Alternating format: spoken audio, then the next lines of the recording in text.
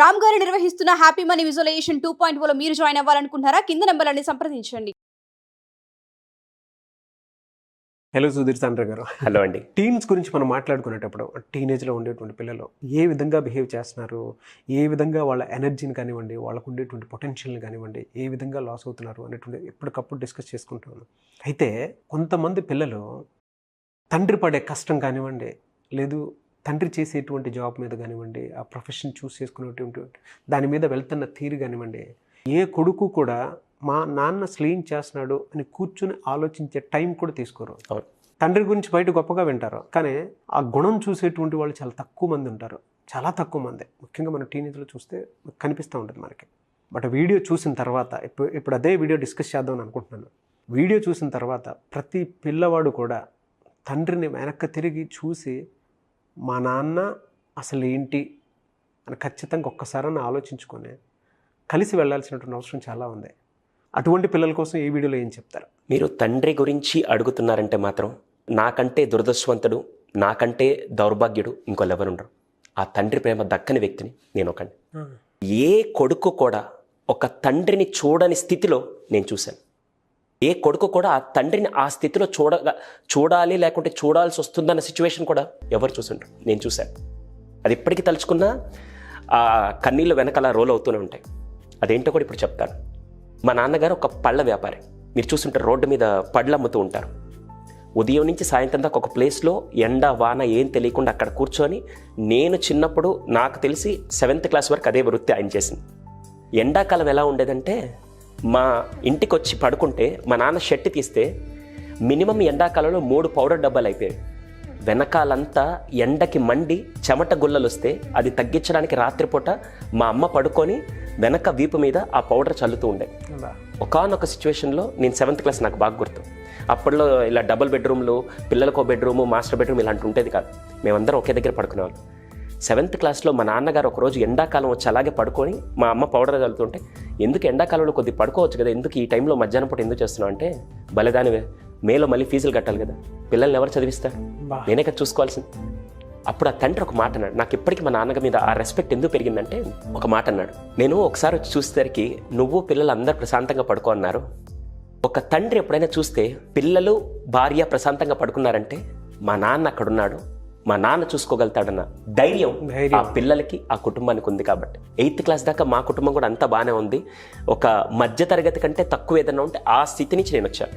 8th క్లాస్లో సాయంత్రం 7:30 వరకు మా నాన్న మాతో పాటే ఉండి, ఇప్పుడే వాకింగ్కి వెళ్ళొస్తానని చెప్పి, ఆ రోజు పళ్ళ వ్యాపారం చేయట్లేదు అప్పటికి, ఇప్పుడే వాకింగ్కి వెళ్ళొస్తానని చెప్పి బయటికి వెళ్ళి 8:30కి తన స్నేహితుడు వచ్చి, నాన్నగారి స్నేహితుడు వచ్చి, మీ నాన్నగారు హాస్పిటల్లో ఉన్నారు వెంటనే రండి అంటే, ఏంటో తెలియని సిచ్యువేషన్లో వెళ్తే ఒక తండ్రిని అలా చూస్తానని ఇప్పుడు అనుకోలేదు. ఇది ఫస్ట్ కేసు, సెకండ్ కేసు కూడా చెప్తాను. ఆ 2 రోజుల్లో జరిగిన ఇన్సిడెంట్స్ ఇవన్నీ. వెళ్ళేసరికి ఐసీయూ బెడ్ మీద, ఇప్పుడంటే మన స్టేట్లో ఐసీయూ అంటే మొత్తం గ్లాస్ రూమ్స్లో పెట్టి లోపలికి రానికుండా అలా ఉన్నారు. కానీ ఆ రోజుల్లో ఐసీయూ అంటే రేకుల షెడ్లో, ఏసీ కాదు కదా, చెమటలు కక్కే అలాంటి ప్లేస్లో, ఐసీయూ అనే ప్లేస్లో అక్కడ పడుకోబెట్టి ఆక్సిజన్ ఇలా పెడితే మేము లోపలికి వెళ్ళాం. ఇప్పటిదాకా బాగానే ఉన్నాడు, ఇప్పుడు ఆక్సిజన్ పెట్టారేంటనే ఆ అర్థం చేసుకునే స్థాయి కూడా లేని ఒక 8వ క్లాస్ కుర్రాడు నేను. మా అన్న ఇంటర్ చదువుతున్నాను, నేను 8వ క్లాస్. వెళ్ళిన తర్వాత మా నాన్న ఊపిరి ఆడట్లేదు. వెళ్ళంగానే ఆ టైంలో నర్సులు అంత బాగా చదువుకున్నారు లేదు నాకు తెలియదు, కానీ మా నాన్న ఊపిరి ఆడట్లేదని చెప్తే ఆ నర్సు వచ్చి ఒక్కసారిగా ఆక్సిజన్ వెళ్తేగానే within 5 seconds he lost his breath. First incident నేను చూసింది ఏదైనా ఉంటే మా నాన్నగారి ప్రాణం పోవడం నేను చూశాను. అయిపోయింది, తీసుకొచ్చారు. ఆ రోజు అక్కడ కూర్చొని మా నాన్నగారి లాస్ట్ బాడీ దగ్గర కూర్చొని, ఒక్కసారి లేనన్న నీతో మాట్లాడాలని ఏడ్చి నేడుపు ఇప్పటికీ నాకు గుర్తుంది. ఆ రోజు ఇంకేం నాకు కనపడట్లేదు, అంతా అయిపోయింది. మా నాన్నగారి తరపున బంధువులు అంతమంది లేరు. మా అమ్మగారి బంధువులు, మా మామయ్య కానీ, మా తాత కానీ, వీళ్ళందరూ ఉన్నారు కాబట్టి ఈరోజు ఈ స్థాయిలో ఉన్నాను. వాళ్ళందరూ కాపాడారు. అంతా అయిపోయిన తర్వాత ఎత్తుబడి చేస్తారు. మా నాన్నగారి ఫ్రెండ్స్ ఎలా అంటే, స్వామి మాలేసుంటే దగ్గరికి కూడా రారు, కానీ స్వామి వాళ్ళ బ్రేక్ చేసి వచ్చారు. అంత గొప్ప స్నేహాన్ని మా నాన్న సంపాదించారు ఆ రోజుల్లో. పాడ మీద ఇప్పుడంటే మనకి వెహికల్స్ అవన్నీ ఉన్నాయి. అప్పట్లో పాడ మీద ఎలా తీసుకెళ్ళాలో ఎవరికి తెలియదు. పాడ మీద తీసుకెళ్తూ ఉంటే మా ఇంటి నుంచి ఆ శ్మశానానికి వెళ్ళాలంటే దాదాపు ఒక 3 కిలోమీటర్లు ఉంటుంది. మోసుకొని వెళ్తున్నాం. మా నాన్నగారు నాలాంటి పర్సనాలిటీ. వెళ్తూ ఉంటే కరెక్ట్గా ఒక 1/2 కిలోమీటర్ అనగానే ఆ పాడెకి కట్టిన తాళ్ళు ఊడిపోయి అలాగే మా నాన్నగారు రోడ్డు మీద పడ్డారు. గంట సేపు నడి రోడ్డు మీద మా నాన్నగారు అలాగే ఉన్నారు. గంటసేపు ఏ కొడుకు చూడని దృశ్యం ఆ రోజు నేను చూశాను. గంటసేపు అలాగే ఉన్నారు. తర్వాత అప్పటికప్పుడు తాళ్ళు తీసుకొని వచ్చి మళ్ళీ గట్టి కట్టి, ఇంకా మాకు అప్పుడు ఇలాంటివి వెహికల్స్ ఏమీ లేవు, అలాగే కట్టి గంటసేపు నీ ప్రపంచం, నీ జీవితం, నీ నెక్స్ట్ వ్యక్తి ఎవరినైతే నువ్వు 2 రోజులు హీరోగా తీసుకున్నావు ఆ వ్యక్తి ఆ రోడ్డు మీద ఉంటే ఎలా ఉంటుంది? ఇంకా అసలు ఇప్పటికీ అది it's a different thing. No words అన్న. ఆ రోజు ఆ సిచ్యువేషన్ మాత్రం ఎవరికి రాకూడదు, ఏ కొడుకు అటువంటి సిచ్యువేషన్ రాకూడదని ఇప్పటికీ కోరుకుంటాను. దాని తర్వాత అలా తీసుకెళ్లారు. ఆ రోజు నుంచి ఇప్పటికీ ఎవరన్నా 10th క్లాస్లో కానీ, మీకు గుర్తు 10th క్లాస్లో కానీ, ఇంటర్ కానీ కొత్త కాలేజ్ జాయిన్ అయితే తండ్రి పట్టుకొని తీసుకెళ్తుంటే ఈరోజు వాళ్ళు చూసినప్పుడల్లా ఐఎమ్ మిస్సింగ్ ఇట్. అది ఇప్పటికీ నాకు అది తెలుస్తుంది. అండ్ మోర్ ఓవర్ నాకు మా నాన్న నేర్పించిన క్వాలిటీస్ ఈరోజు ఈ స్థాయిలో ఉన్నాను. 2018లో నేను ఫస్ట్ అవార్డు గవర్నర్ గారి దగ్గర నుంచి, తమిళనాడు గవర్నర్ గారి దగ్గర నుంచి బెస్ట్ యూత్ ఎంపవర్మెంట్ అవార్డు తీసుకుంటున్నప్పుడు, అవార్డు తీసుకొని వచ్చినప్పుడు మా అమ్మ ఆనందపడుతుంది, మా అన్నయ్య వీళ్ళందరూ ఆనందపడుతున్నారు. అవార్డు ఇలా తీసి, నాన్న ఇది నేను చెప్పాలనుకున్న నా సక్సెస్. ఒక తండ్రి ఎప్పుడు ఏం కోరుకుంటాడంటే నా కొడుకు ₹1,00,00,000 సంపాదించాలని కోరుకోడు. ఆ తండ్రి ఏం కోరుకుంటాడు తెలుసా? మా వాడు నేను అతని తండ్రిని అని చెప్పుకునే స్థాయికి ఎదగాలని ప్రతి తండ్రి కోరుకుంటాడు. ఆ రోజు మా నాన్నకి నేను అది ఇచ్చాను. ఇప్పటికీ నేను ఏదన్నా తప్పు చేస్తే ఎవ్వడికి నేను తలదించను. ఎక్కడ మా నాన్నగారి పేరు డౌన్ అవుతుందని చెప్పి ఇప్పటికీ భయపడుతూ పనిచేస్తాను. ఈరోజు ప్రతిరోజు అరే ఎవరితో షేర్ చేసుకుంటే బాగుంటుందంటే, ఎస్ నేను మా వైఫ్తో షేర్ చేసుకుంటాను, మా మదర్తో షేర్ చేసుకుంటాను, కానీ you can't replace a dad in anyone's life. ఒక తండ్రిని మాత్రం మీరు ఎప్పుడు రీప్లేస్ చేయలేరు. అప్పటి నుంచి నేను ఒక రీసెర్చ్ చేశాను. నేను అనాథనయ్యాను, నాలాగా ఏ కుటుంబం అనాథ అవ్వకూడదని ఒక రీసెర్చ్ చేశాను. అది ఈరోజు చెప్తాను, దాని తర్వాత మన టాపిక్ స్టార్ట్ చేద్దాం. భారతదేశంలో గుండెపోట్లు ఎవరికి ఎక్కువ వస్తాయి? మగవాళ్ళకి, ఆడవాళ్ళకి? మగవాళ్ళకి ఎక్కువ. మగవాళ్ళకి. ఎందుకు? బీపీ, కొలెస్ట్రాల్, షుగర్ వల్ల కాదు. దేని వల్ల తెలుసా? టెన్షన్స్ వల్ల. చిన్నప్పుడు మీరు చూడండి, మనకి ఏదైనా బాధ కలిగితే అమ్మ దగ్గర, నాన్న దగ్గర ఏడ్చిన రోజులు ఉంటాయి.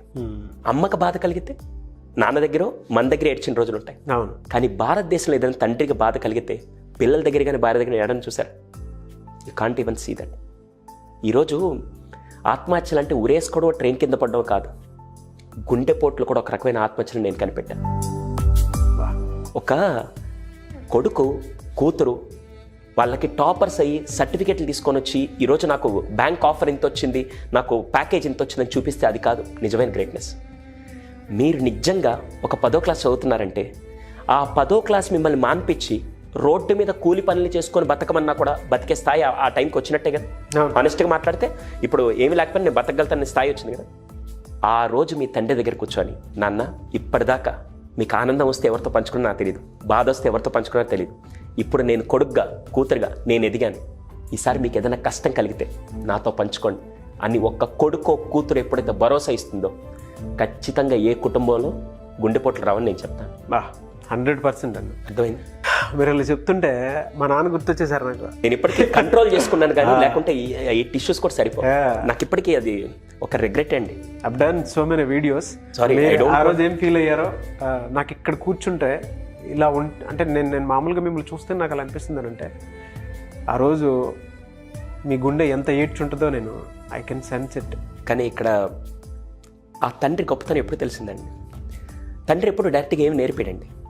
చాలా విషయాలు చెప్తాను. చాలామంది అంటారు మా నాన్న ఇది నేర్పించాడు అంటే ఆయన మాటల ద్వారా మీరు నేర్చుకున్నది కాదు, ఆయన ఏం చేస్తున్నాడో చూసి మీరు ఇన్స్పైర్ అవ్వచ్చు. గుణం, ద క్యారెక్టర్, ద వాల్యూస్. మా నాన్నగారు పళ్ళ వ్యాపారం చేశాడు. రోజుకి 200 సంపాదించిన గగనం. ఆ 200తో కుటుంబం నడపడమే చాలా కష్టం. కానీ మా నాన్న ఏం చేశాడు తెలుసా? మా బస్ స్టాప్ దగ్గర బండి పెట్టుకుంటాను. ఆ బస్ స్టాప్కి వెళ్ళాలన్నది మా నాన్నకు బాగా తెలుసు. ఎవరైనా ఒక పూట తినకుండా వాళ్ళు అక్కడ నిలబడుంటే, రా భోజనం చేసి వెళ్దు, ఎట్టెళ్తా ఊరికే అని చెప్పి దారిని పోయి ఎవరైనా సరే, లేదా ఒక ఆప్తుడు అన్నం పెట్టి పంపించాలి, శత్రు వచ్చిన అన్నం పెట్టి పంపించాలని నాకు నేర్పించిన క్వాలిటీ ఎక్కడి నుంచి అంటే మా నాన్నగారు.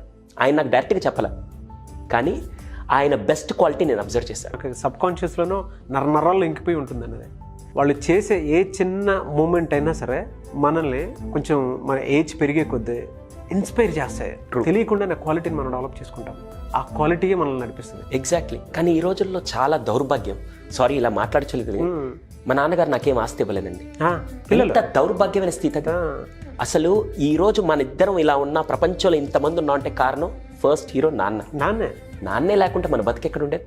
ఒక్కసారి నాన్నని తీసి మీ జీవితంలో ఊహించుకోండి. ఇక్కడ చూసే వాళ్ళందరికీ అదే క్వశ్చన్ చెప్తాను. చాలా సెషన్లకు వెళ్ళినప్పుడు పిల్లలు చెప్తాను, నాన్నని టేక్ ఇట్ ఫర్ గ్రాంటెడ్. నాన్న ఏదైనా వస్తువు అడిగితే కొనియడానికో, నాన్న ఏదన్నా కావాలంటే అవసరం తీర్చడానికి మెషిన్ లాగా ఆలోచిస్తున్నారు చూసారా, అంతకంటే దౌర్భాగ్యమైన స్థితి లేదు. అది ఎవరికి తెలుస్తుంది తెలుసా? నాలాంటి దౌర్భాగ్యులకే తెలుస్తుంది. ఆ బాధ ఎప్పుడు తెలుస్తుంది తెలుసా? ఒక్కరోజు మీ నాన్నగారు లేని జీవితాన్ని ఒకసారి ఊహించుకొని చూడండి. మీరు ఇందాక మాట్లాడుతూ స్టార్టింగ్లో అన్నారే, వెనక్కి తిరిగి చూసుకుంటే ఆ నాన్న అనే రెప్లికా లేకపోతే మనం ఉండేవాళ్ళం కాదు. అవును. ఎన్ని నిద్రలేని రాత్రులు నిస్వార్థంగా గడిపితే ఒక తండ్రి ఈరోజు మనం ఇక్కడ ఉన్నాం. ఒక తండ్రి కనుక ఇప్పటికీ వాళ్ళు ఎట్టబోతే నాకెందుకు, నాకు కావాల్సిన విధంగా నా లైఫ్ నేను గడుపుతాను, నా లైఫ్ లగ్జరియస్ కారు కొనుక్కుంటానని చెప్పి అనుకోడు. ఇప్పటికీ తను ఎప్పుడో కొన్న బండిని తుడుచుకుంటూ వాడుతుంటే పిల్లలు హేళన చేస్తాడు. ఎందుకు నాన్న ఇంకా ఆ బండినే వాడుతున్నావు అంటే, ఆయన బండి కొనలేక కాదు, ఆ బండి కొనే పొజిషన్లో నీకేదైనా మంచి భవిష్యత్తు ఇస్తే బాగుంటుందని చెప్పి తను నిస్వార్థంగా నీ కోసం స్వార్థంగా పనిచేసే వ్యక్తి ఒక తండ్రి. ఎప్పుడు కూడా తండ్రిని మెషిన్ లాగా చూడడం మాత్రం ఈ జనరేషన్ ఫస్ట్ తగ్గించుకోవాలి. Sorry to say this. ఒక్కసారి ఇక్కడ చూసే వాళ్ళందరినీ ఒక చిన్న విషయం రాయమనండి. నేను ఇప్పుడు రాయగలుగుతాను, గర్వంగా రాయగలుగుతాను. మా నాన్నగారిలో నాకు నచ్చిన గుణాలేంటి, మా నాన్నగారిలో నన్ను ఇన్స్పైర్ చేసి ఈ పర్సనాలిటీ రావడానికి కారణాలు ఏంటి, నేను 100 రాయగలుగుతాను. గర్వంగా కాల్ రెగ్రెస్ రాయగలుగుతాను. మీరు కూడా ఒక్కసారి ఆలోచించండి. అంటే మీ నాన్నగారు ఎంత సంపాదించారు ఏంటని పక్కన పెట్టి, మీ తండ్రి మీకు గుర్తు రాగానే, మీ తండ్రి పేరు కానీ మీ తండ్రి గురించి ఆలోచన రాగానే మీకు ఆయనలో నచ్చే ఒక 3 బెస్ట్ క్వాలిటీస్ రాయండి. అందరూ 3 బెస్ట్ క్వాలిటీస్. చెప్పేటప్పటికి నాకు బెస్ట్ క్వాలిటీ ఇంకొకటి షేర్ చేసుకోవాలి ప్లీజ్. మా నాన్న మా మదర్ దగ్గర కానీ మా ఇంట్లో వాళ్ళ దగ్గర కానీ ఏ రోజు ఫలానాది లేదు అని కంప్లైంట్ ఇవ్వలేదు, తీసుకురాలేదు. పిల్లల ముందు కూడా అది ఏ రోజు తీసుకురాలేదు. ఉన్న దాంట్లోనే 100%లో 99% లేకపోయినా 1% పిక్ చేసుకొని ఎలా ముందుకెళ్ళొచ్చు అనేది మాత్రం నేర్పించారు. దానిలో ఉన్న బెస్ట్ క్వాలిటీ అండి. అంతకంటే ప్రైడ్ మూమెంట్ ఏముంది? డెఫినెట్ గా మీరు ఇప్పుడు చెప్పేటప్పుడు మీరు ఎక్కడో అది బాగా నేర్చుకొని మీ కళ్ళలో ఆ స్మైల్ హ్యాపీనెస్ చూసారా, అది నాకు ఈజీగా కనపడుతుంది. అదే నడిపిస్తుంది నాకు, అదే నా ఫ్యూయల్, అదే 200%. ఇప్పుడు వర్క్ లో కూడా మీకే తెలియకుండా అంత హార్డ్ వర్కింగ్ కాబట్టి ఈ రోజు విత్ ఇన్ 3 years లో ఏ యాంకర్ రాని పొజిషన్ మీరు వచ్చారంటే ఆ రోజు ఆయన దగ్గర నుంచి తీసుకున్న హార్డ్ వర్క్ కమిట్మెంట్ తోనే కదా ఇక్కడ ఉన్నారు. అంతే నిజాయితీగా ఉండబట్టే కదా ఈ ప్లాట్ఫామ్ మీద, సుమన్ టీవీ ప్లాట్ఫామ్ మీద నిలబడడానికి ఆ క్వాలిటీనే నన్ను నడిపించిందని అనుకుంటాను. Yes sir. అవును, ఖచ్చితంగా మనకి తెలియకుండానే వాళ్ళు మనల్ని చాలా ఇన్స్పైర్ చేశారు. కానీ ఆ గ్రాటిట్యూడ్ మాత్రం మనం మర్చిపోకూడదు. కానీ ఈ రోజుల్లో నేను ఇది చాలా మంది తల్లిదండ్రులతో కౌన్సిలింగ్ చేసిన తర్వాత, సార్ మా వాడికి ఇంత చేస్తుంటే మా వాడు అసలు వినట్లేదు సార్. చిన్నప్పుడు 6th class వరకు నాతో బాగానే ఉండేవాడు సార్, ఇప్పుడు ఇంటర్ రాగానే తండ్రిని ఒక శత్రువులాగా చూసే పిల్లలు కూడా తయారయ్యారు.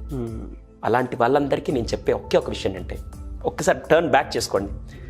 మీరు ఈరోజు ఒక ఇన్ఫ్లుయెన్సర్నో మూవీ స్టార్నో వాళ్ళని హీరోస్ అనుకుంటారు. నాకు తెలిసి పుట్టిన ప్రతి పిల్లాడికి ఫస్ట్ హీరో భూప్రపంచం మీద, అది అమ్మాయినా అబ్బాయినా, whom ever it may, first hero dad. అందుకే నేను చెప్తున్నాను, మీరందరూ వీలైతే రాయగలిగితే ఒక 3 బెస్ట్ క్వాలిటీస్ రాయండి. మిగతా వాళ్ళు చూసి మిమ్మల్ని ఇన్స్పైర్ అవ్వాలి. 3 బెస్ట్ క్వాలిటీస్ కింద కామెంట్స్ నేను చూస్తాను. అరే ఇటువంటి పిల్లల్ని కన్నా తల్లిదండ్రులు వాళ్ళు గర్వంగా అసలు ఇంత గొప్ప పిల్లల్ని కన్నామనే విధంగా మీ కామెంట్స్ నాకు అనిపించారు. హానెస్ట్ చెప్తున్నాను. ఎందుకంటే అక్కడ రాయంగానే ఇప్పుడు ఫర్ ఎగ్జాంపుల్ ఎవరో ఒకరు రాస్తారు, సార్ మా నాన్నగారి దగ్గర నుంచి షేరింగ్ నేర్చుకున్నాను అంటే, వాడికి కనీసం ఒక్కసారి గుర్తు తెచ్చుకున్నా అంటే వాళ్ళ నాన్నగారు ఎంత అదృష్టం చేసుకుంటే వీడికి షేరింగ్ అనే క్వాలిటీ వాళ్ళ నాన్నగారి దగ్గర నుంచి వచ్చింది. ఆ క్రెడిట్ మీది కాదండి, మీ నాన్నగారికి నేను ఆ క్రెడిట్ ఇస్తాను. సో దయచేసి 3 బెస్ట్ క్వాలిటీస్ మీ నాన్నగారిలో మీకు నచ్చేవి ఖచ్చితంగా రాయండి. వీల్ డెఫినెట్లీ గో త్రూ అండి. ఎస్, డెఫినెట్గా అండి. అండ్ ఆడియన్స్ చేస్తారు కూడా, బాధ్యతగా తీసుకొని. ఖచ్చితంగా తండ్రి మీద బాధ్యత, తండ్రి మీద ప్రేమ, బాధ్యత ప్రతి కూతురు చేస్తారు. అవును, very proud moment and proud video for me and thank you so much Sudeep Sandra గారు. Thank you. సుమన్ టీవీలో మీ పర్సనల్ అండ్ బిజినెస్ ప్రమోషన్స్ కోసం కింది నెంబర్కి కాంటాక్ట్ చేయండి.